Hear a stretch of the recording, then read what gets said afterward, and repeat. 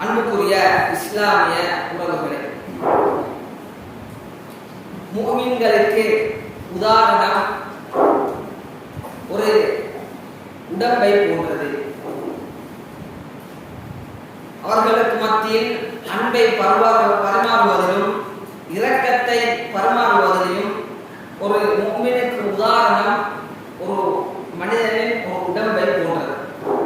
அந்த உடம்பில் ஏதாவது ஒரு உறுப்புக்கு ஏதாவது ஒரு வலி ஏற்பட்டால் முழு மனிதனுக்குமே அது ஒரு ஆபத்து தான்.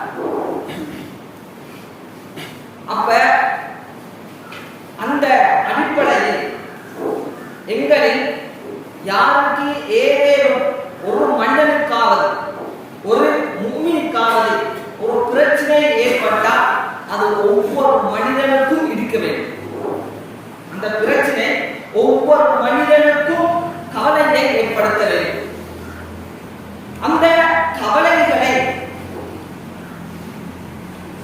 ஒரு மனிதனுக்கு கவலை ஏற்படுகின்ற பொழுது, ஒரு பிரச்சனை ஏற்படுகின்ற பொழுது இஸ்லாம் அந்த மனிதனிலிருந்து அதை கலட்டுவதற்கு பல வழிகளை எங்களுக்கு சொல்லித் தருகிறது.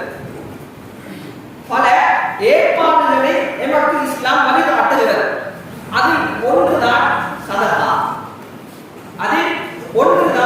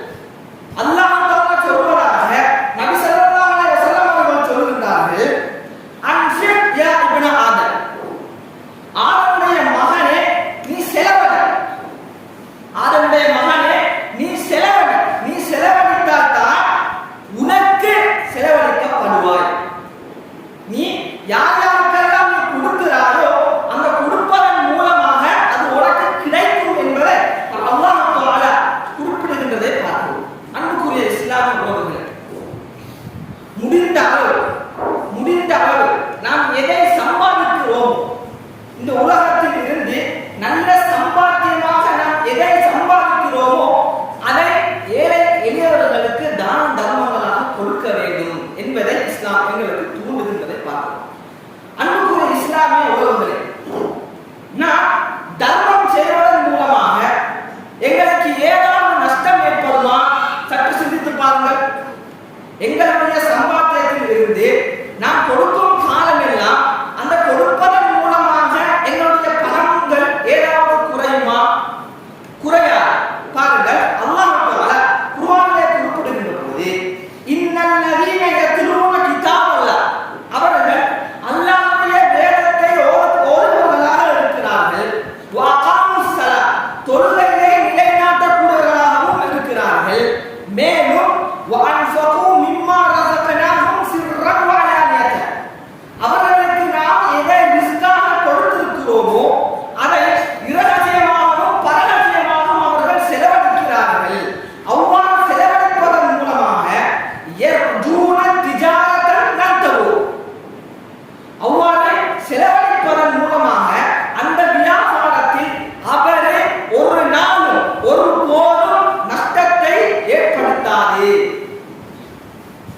நஷ்டத்தை ஏற்படுத்தாது என்று அல்லாஹ் தஆலா குர்ஆனில் குறிப்பிடுகின்றதை பார்க்கிறோம். எனவே நாம் கொடுக்கும் காலமெல்லாம்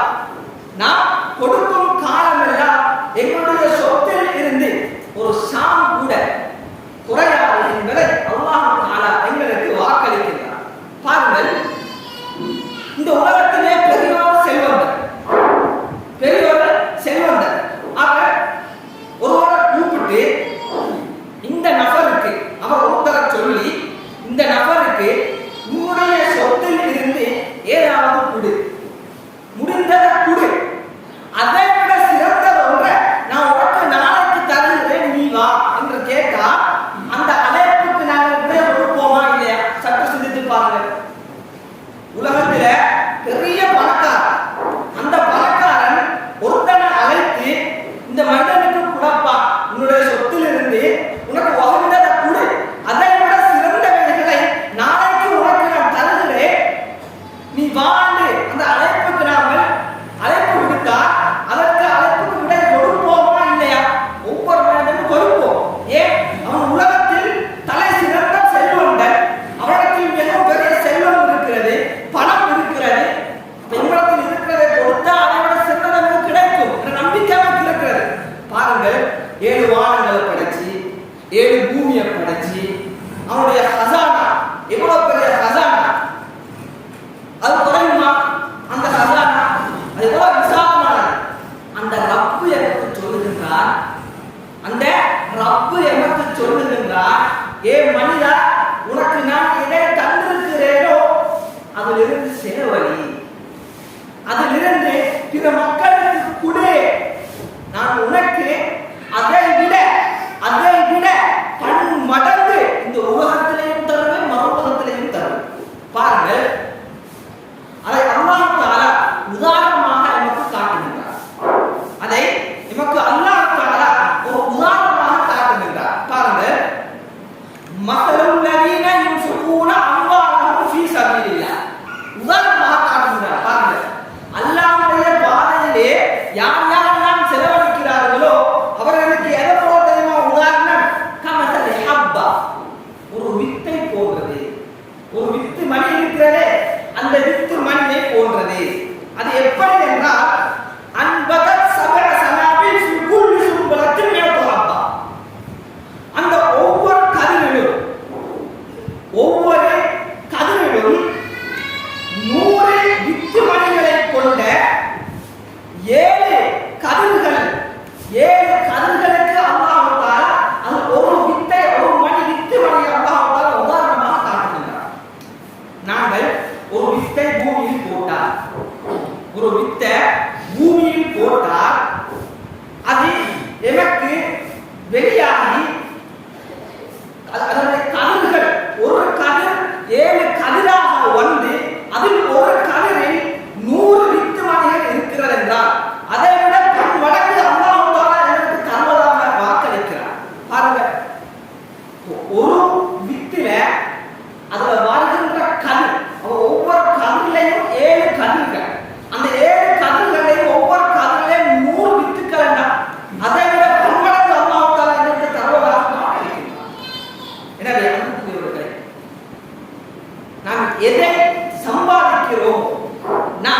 எதை சம்பாதிக்கிறோமோ அதை முடிந்த அளவு தர்மம் செய்ய வேண்டும். அதை முடிந்த அளவு தர்மம் செய்ய வேண்டும். பாருங்கள், அபூ தல்ஹா ரலியல்லாஹு அன்ஹு அவர்கள் அல்லாஹ் தஆலா இந்த வசனத்தை இறக்குகிறார். எந்த வசனம்? நாம் படித்திருக்கிறோம், நாம் அறிந்திருக்கிற ஒரு ஹதீஸ். லன் தனாலுல் பிர்ர ஹத்தா துன்ஃபிகு மிம்மா துஹிப்பூன். நீங்கள் நன்மையை பெற்றுக்கொள்ள மாட்டீர்கள் உமக்கு எது விருப்பமாக இருக்கிறதோ, உமக்கு உம்முடைய சொத்துகளிலே எது விருப்பமான சொத்தோ அதிலிருந்து நீ செலவழிக்காத வரைக்கும் நீ நன்மையை பெற்றுக்கொள்ள மாட்டீர். இந்த வசனம் இறங்கியதன் பின்னால் அபூ தல்ஹா ரலியல்லாஹு அன்ஹு அவர்களுக்கு இந்த வசனம் கேள்விப்படுகிறது. ஓடோடி வருகிறார்கள் நபி ஸல்லல்லாஹு அலைஹி வஸல்லம் அவர்கள். வந்து அல்லாஹ்வின் தூதரே, எனக்கு மிகவும் விருப்பமான தோட்டம் பைரஹா தோட்டம். மதீனாவிலே செல்வந்தர்களில் ஒருத்தர் தான் அவர். செல்வந்தர்களில் மிகவும் செல்வந்தர்களில் ஒருவர் அபூ தல்ஹா ரலியல்லாஹு அன்ஹு அவர்கள். இந்த வசனம் கேள்விப்பட்டதன் பின்னால நபி ஸல்லல்லாஹு அலைஹி வஸல்லம் அவர்கள் ஓடி வந்து சொல்கிறார்கள், அல்லாஹ்வின் தூதரே, எனக்கு மிகவும் விருப்பமான சொத்து பைரஹா தோட்டம். அந்த பைரஹா தோட்டம் மதீனாவுக்கு பள்ளிக்கு முன்னால் இருக்கிற தோட்டம். அங்கே நபி ஸல்லல்லாஹு அலைஹி வஸல்லம் அவர்களுக்கும் கூட மிகவும் விருப்பமான ஒரு தோட்டம். அப்ப நபி ஸல்லல்லாஹு அலைஹி வஸல்லம் அவர்கள் அதிலே போய் களைப்பார்கள், தண்ணீர் கொடுப்பார்கள். இவ்வாறு அவருக்கும் ஒரு விருப்பமான தோட்டம். இதை அபூ தல்ஹா ரலியல்லாஹு அன்ஹு அவர்கள் தர்மம் செய்ய முன்வருகிறார்கள். ஏன்? அவருக்கு விருப்பமான தோட்டம், உயிரினும் மேலான நபி ஸல்லல்லாஹு அலைஹி வஸல்லம் அவர்களுக்கும் விருப்பமான தோட்டம் முன்வருகிறார்கள். இதை அபூ தல்ஹா ரலியல்லாஹு அன்ஹு அவர்கள் நபி ஸல்லல்லாஹு அலைஹி வஸல்லம் அவர்கள் சொன்னபோது வா ஆ ذلك مال رابح ذلك مال رابح, இது மிகவும் பெரிய ஒரு அருமையே, இது பெரிய ஒரு சொத்து என்று நபி ஸல்லல்லாஹு அலைஹி வஸல்லம் அவர்கள் அபூ தல்ஹா ரலியல்லாஹு அன்ஹு அவர்கள் குறிப்பிடுகின்றார்கள். குறிப்பிட்டு பின்னர் நபி ஸல்லல்லாஹு அலைஹி வஸல்லம் அவர்கள் அபூ தல்ஹா ரலியல்லாஹு அன்ஹுவுக்கு ஏவுகின்றார்கள், உன்னுடைய சொந்தக்காரர்களுக்கும் உனக்கு நெருக்கமானவர்களுக்கும் இதை தர்மம் செய்யப்பா. நபி ஸல்லல்லாஹு அலைஹி வஸல்லம் அவர்கள் அவ்வாறு சொன்னதன் பின்னால் அபூ தல்ஹா ரலியல்லாஹு அன்ஹு அவர்கள் அவர்களுக்கு நெருக்கமானவர்களுக்கும் அவருடைய சாட்சாத் மகன்களுக்கும் தர்மம் செய்யறதை பாருங்கள். சொத்திலே மிகவும் விருப்பமான சொத்து. அன்புக்குரியவர்களே, எங்களை நாம் தர்மம் செய்வோம். எப்படி தெரியுமா? நாம் உடுத்திட்டு கிழிந்த உடுப்புகளை ஓரமாக்குவோமே, உடுத்திட்டு கிழிந்த உடுப்பு ஆடைகளை ஓரமாக்குவோமே. யாசர் வந்து கேட்டா அந்த உடுப்புகளை கொடுத்துடுறது. நான் அணிந்து கிழிந்த ஆடைகளை ஓரமாக்கியதன் பின்னால அந்த ஆடைகளை எடுத்துத்தான் தர்மம் கொடுப்பது. யாசர் வந்து கேட்டா அன்புக்குரிய உறவுகளே, அவ்வாறு அல்ல. அதுக்கு நன்மை இருக்கும், அதுக்கு நன்மை இருக்கும். அது கூட இல்லாதவர்கள் இந்த உலகத்தில் இருக்கிறார்கள். அந்த ஆடைகளும் அப்படிப்பட்டவர்களுக்கு போய் சேருகின்றது. ஆனால் அதை விட சிறந்தது நாம் பாவிக்காத எமக்கு மிகவும் விருப்பமான ஆடைகளை தர்மம் செய்யும். அன்புக்குரிய உறவுகளே, உமர் பின் கத்தாப் ரலியல்லாஹு அன்ஹு அவர்கள்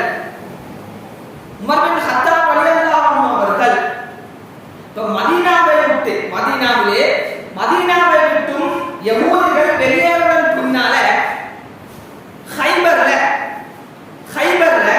உமர் ரலியல்லாஹு அவர்களுக்கு ஒரு பங்கு கிடைக்கும். அவருக்கு ஒரு பங்கு கிடைக்கிறது. அது ஒரு விவசாய நிலம். இவருக்கும் பெரிய ஒரு பங்கு அதில் கிடைக்கிறது. இதை கிடைப்பதன் பின்னால் பாருங்கள், அவர்கள் முஹாஜிர்கள். உமர் பின் கத்தாப் அவர்கள் முஹாஜிர்கள், மக்காவிலிருந்து மதீனாவுக்கு ஹிஜ்ரத் வந்தவர்கள். அப்ப அவர்களுக்கு சொத்து இருக்குமா? மதீனாவுல அவங்களுக்கு என்ன சொத்து இருக்குமா? மக்காவில் இருக்கும். அவர்கள் பிறப்பிடம் மக்கா, மதீனா ஹிஜ்ரத் வந்தவர்கள். அப்ப ஹைபர்ல ஒரு சொத்து அவருக்கு கிடைக்கிறது. கிடைத்ததன் பின்னால என்ன தெரியுமா செய்தார்கள்? பாருங்கள், நபி ஸல்லல்லாஹு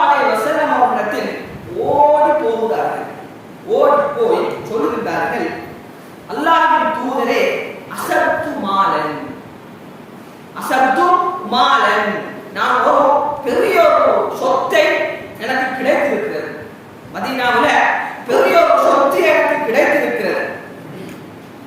மாலன் உஸ்து மாலன் கத், அது போன்ற ஒரு சொத்து எனக்கு கிடைச்சதே இல்லை, அது போன்ற ஒரு சொத்து எனக்கு கிடைச்சதே இல்லை. இப்ப நபி ஸல்லல்லாஹு அலைஹி வஸல்லம் அவர்களிடத்துல உமர் பின் கத்தாப் ரலியல்லாஹு அன்ஹு கேட்கின்றார்கள், கைஃப தகுலூனி, அல்லாஹ்வின் தூதரே நீங்கள் இப்ப எனக்கு என்ன ஏவுகின்றீர்கள், நீங்கள் எனக்கு என்ன சொல்கிறீர்கள், எனக்கு என்ன செய்யணும்? நபி ஸல்லல்லாஹு அலைஹி வஸல்லம் அவர்கள் விளங்கிக் கொள்கிறார்கள், இதை தர்மம் செய்ய நாடுகிறார். உமர் பின் கத்தாப் ரலியல்லாஹு அன்ஹு அவர்கள் இதை தர்மம் செய்ய நாடுகிறார்.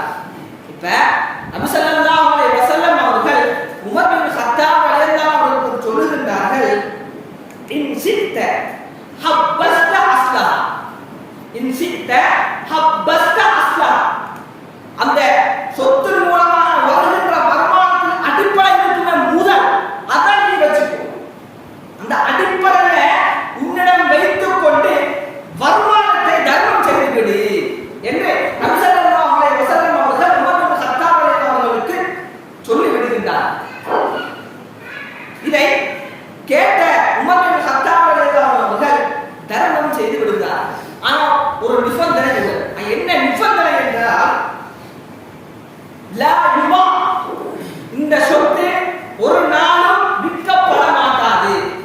லா யூஹா, இது கிஃப்ட் கொடுக்கப்பட மாட்டாது.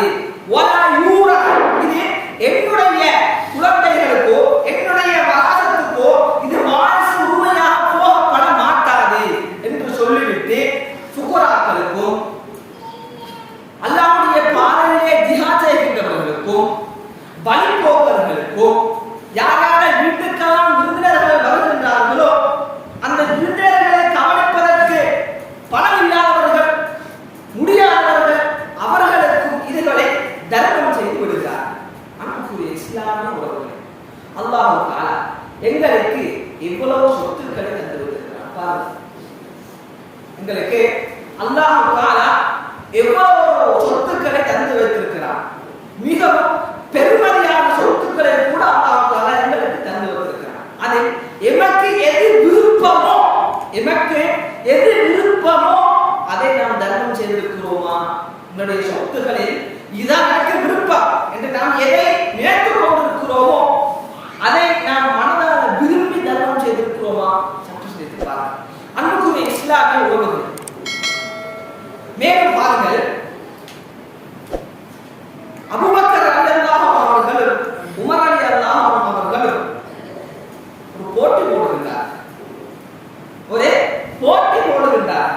பாருங்கள், உமர் பின் கத்தாப் ரலியல்லாஹு அன்ஹு அவர்கள் சொல்லுகின்றார்கள், எமக்கு ஒரு நாள் நபி ஸல்லல்லாஹு அலைஹி வஸல்லம் அவர்கள் தர்மம் செய்யும்படி ஏவினார்கள், தர்மம் செய்யும்படி ஏவினார்கள். இதற்கு உடன்பட்டு இப்போ உமர் ரலியல்லாஹு அன்ஹு அவர்கள் சொல்லுகின்றார்கள், நான் அபூபக்கர் ரலியல்லாஹு அன்ஹு அவர்களை முந்தோம். ஏனென்றால் அபூபக்கர் ரலியல்லாஹு அன்ஹு அவர்களுடைய நன்மையின் கணம் நாம் அறிந்திருக்கிறோம். அவர் நன்மையின் போல் போட்டு போடுவதில் எப்படிப்பட்டவர் என்பதையும் நாம் அறிந்து வைத்திருக்கிறோம். அன்புக்குரியவர்களே, இப்போ உமர் பின் கத்தாப் ரலியல்லாஹு அன்ஹு அவர்கள் இன்றைக்கு தர்மத்தை கொடுத்தாலே அபூபக்கர் ரலியல்லாஹு அன்ஹு முந்தெடுப்பா என்று முடிவெடுக்கிறார். முடிவெடுத்து நபி ஸல்லல்லாஹு அலைஹி வஸல்லம் அவர்களிடத்திலே அவர்களிடம் இருக்கின்ற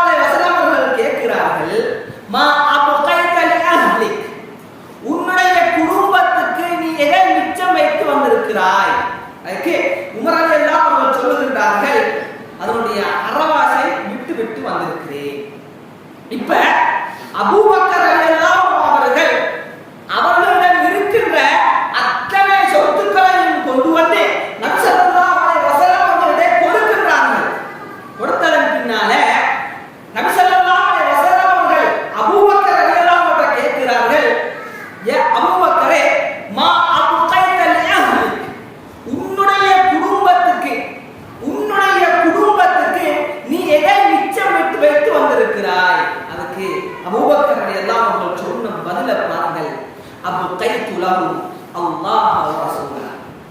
நான் அவர்களுக்கு என்னுடைய குடும்பத்தாருக்கு அல்லாஹ்வையும் அவருடைய தூதர் முஹம்மது நபி ஸல்லல்லாஹு அலைஹி வஸல்லம் அவர்களையும் மிச்சம் விட்டு வந்திருக்கிறேன் யா ரசூலல்லாஹ் என்று சொன்னார்கள். அன்புக்குரிய உறவுகளே சிந்தித்து பாருங்கள். அன்புக்குரிய உறவுகளே சிந்தித்து பாருங்கள். அது உமர் ரலியல்லாஹு அன்ஹு அவர்கள் சொன்னார்கள், அபூபக்கரே உங்களை ஒரு நாளும் உந்த முடியாது, உங்களை ஒரு நாளும் உந்த முடியாது. அன்புக்குரிய இஸ்லாமிய எப்படியெல்லாம் தர்மம் செய்திருக்கிறார், எப்படியெல்லாம் தர்மம் செய்திருக்கிறார் சிந்தித்து பாருங்கள். பாருங்கள் அன்புக்குரிய இஸ்லாமிய உறவுகளே, உங்களுடைய தர்மங்களை நீங்கள் அதிகப்படுத்திக் கொள்ளுங்கள். ஏன் தெரியுமா? நீங்கள் தர்மம் செய்கின்ற காலம் எல்லாம், நீங்கள் மக்களுக்கு பிற மக்களுக்கு கொடுக்கின்ற காலம் எல்லாம், நீங்கள் செய்கின்ற தவறுகளுக்கெல்லாம் அது பரிகாரமாக அமைந்து விடுகிறது. அது நீங்க கொடுக்கிற தர்மம் எல்லாம் அது உங்களுக்கு பரிகாரமாக அமைந்து விடுகிறது. பாருங்கள், முஆது ஜபல் ரலியல்லாஹு அன்ஹு அறிவிக்கிறார்கள், நபி ஸல்லல்லாஹு அலைஹி வஸல்லம் அவர்கள் சொன்னதாக, அலா அதுல்லுக அலா அப்வாபில் கைர், உமக்கு நலவுகளின் வாசல்களை உனக்கு நான் அறிவிக்கட்டுமா, எது சிறந்த விடயம் என்பதை நமக்கு அறிவிக்கட்டுமா என்று கேட்டு நபி ஸல்லல்லாஹு அலைஹி வஸல்லம் அவர்கள் சொன்னார்கள், அஸ்ஸௌமு ஜுன்னா, அஸ்ஸௌமு ஜுன்னா, நோன்பு என்பது ஒரு கேடை சொல்லிவிட்டு வஸ்ஸதகத்து துத்ஃபிஉல் ஹதீஅத கமா யுத்ஃபிஉல் மா அன்னா, எவ்வாறு தண்ணீர் நெருப்பை அணைக்குமோ, எவ்வாறு தண்ணீர் நெருப்பை அணைக்குமோ அதே போலதான் நீங்கள் கொடுக்கின்ற தர்மம் எல்லாம் உங்களுடைய பாவங்களை அழித்துவிடும். அன்புக்குரியவர்களே, தர்மங்களை அதிகப்படுத்திக் கொள்ளுங்கள். மேலும் நாளை மறுமையிலே நிலம் இல்லாத அந்த நாளையிலே 7 கூட்டத்தாரில் ஒரு கூட்டத்தாருக்கு அல்லாஹ் தஆலா நாளை மறுமையிலே நிலம் கொடுப்பான்.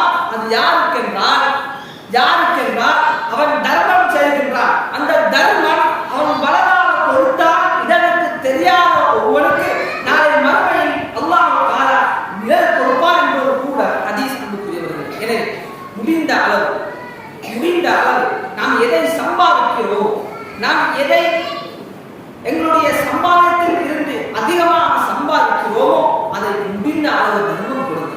அதை முடிந்த அளவு தான் தர்மங்களாக கொடுத்து விடுங்கள். அன்புக்குரிய உறவுகளே, முன்னுக்கு நோன்பு பெருநாள் வருகிறது.